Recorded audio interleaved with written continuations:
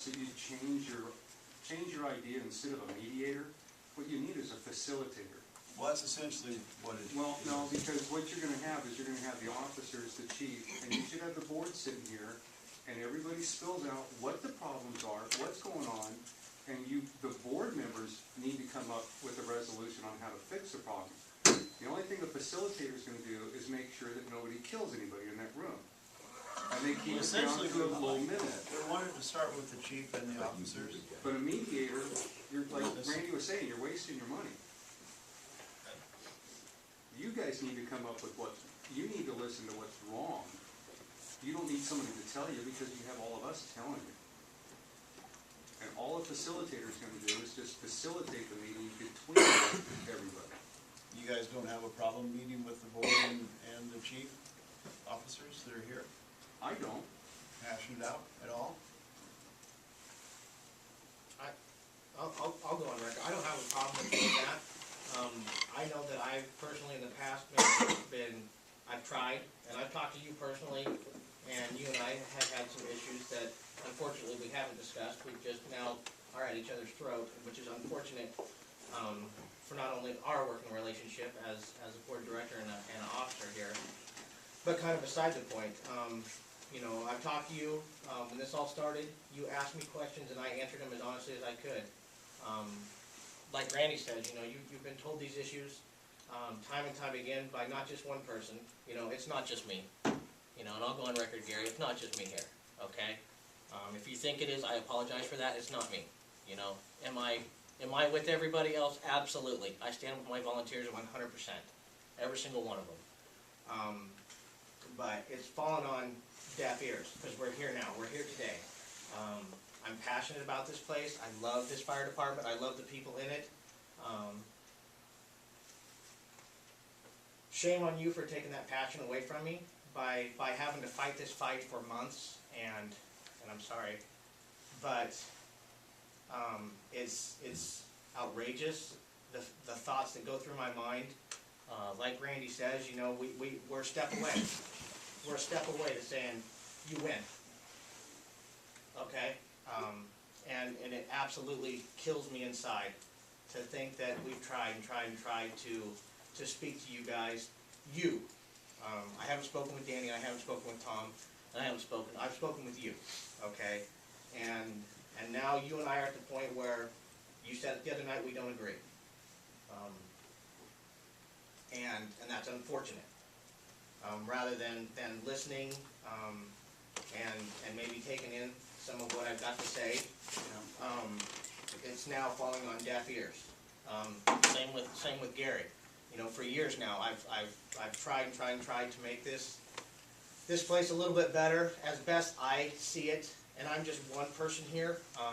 I've got a little bit of experience, not as much as Carrie, not as much as Randy, not as much as Tom, Eric Bjornsson, all those people that have been here for years, and I applaud their dedication. But it's to the point now, and you said it yourself, where Gary feels that everything I say is petty bitching, and it comes right at a brick wall. So if I suggest something, it's automatically no. So what else do I got to do? You know, I'm here to keep everybody as safe as I can. You know, it's our safety first. And for the community members, I apologize for making that statement. But if we're not there, if we can't be safe, then what good are we to you? And to fall on deaf ears and to have a battle and to try trickery to get things done around here is beyond me. It's absolutely heartbreaking.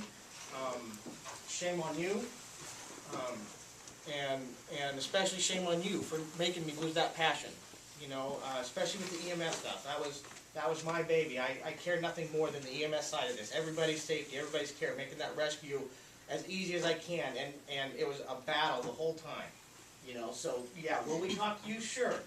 Do I believe that my vote of no confidence is true? Absolutely, because I believe it's going to fall on deaf ears, and you're going to say, you know what? Let's try to blow smoke and make this go away. That's what I feel is going to happen. Will I talk to you? Sure. Will I listen to a mediator? Absolutely. Will I do everything I can to make this place the best it can be? Absolutely. But we need your help, and we need your help too. We can't do it alone. We've tried, and this is where we're at today. Excuse me, but Tom and I just sitting over here talking. You guys, how long you guys been talking to John about all this stuff? Since the first letter came out. How many people have put anything in this suggestion box? I have.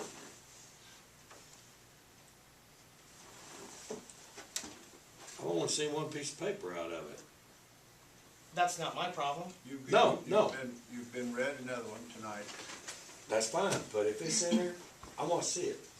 not a problem. One of them Because was I've asking- got, Let me tell I you need what, to, not, let me, it's my turn. go ahead.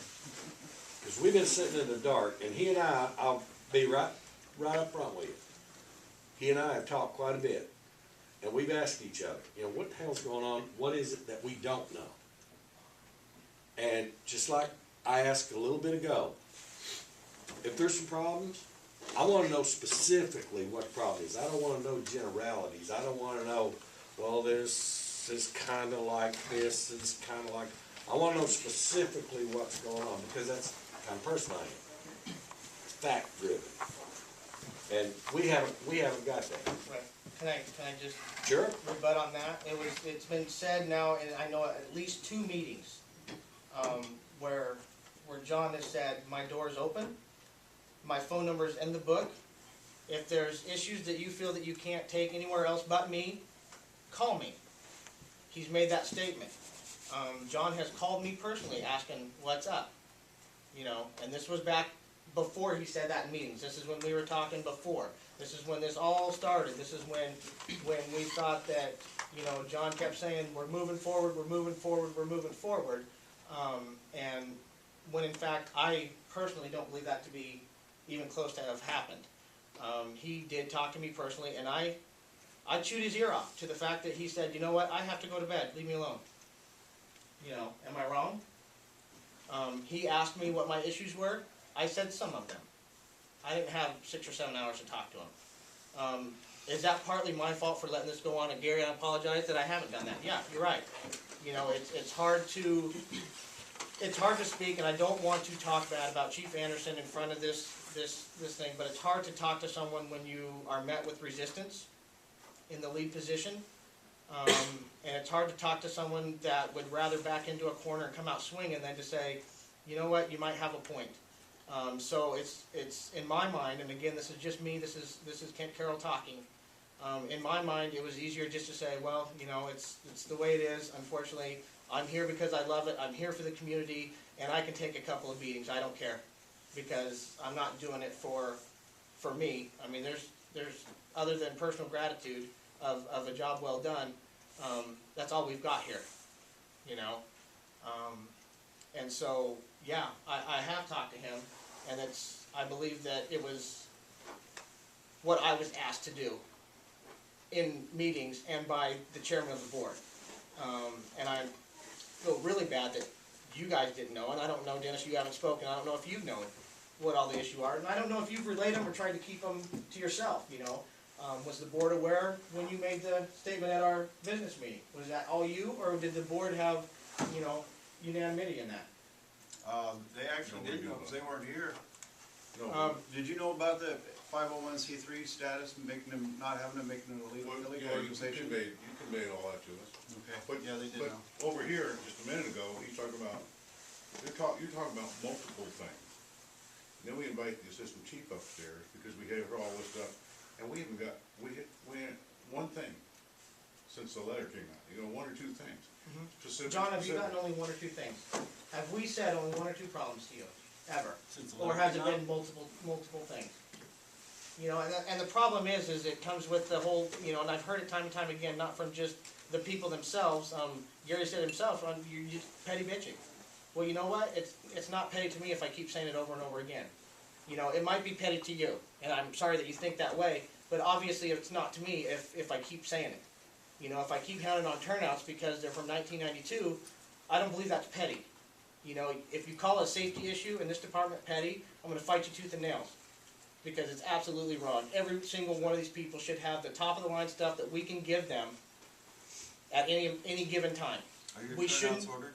My turnouts are here. Oh, I got brand new turnouts, but I'm not staying quiet.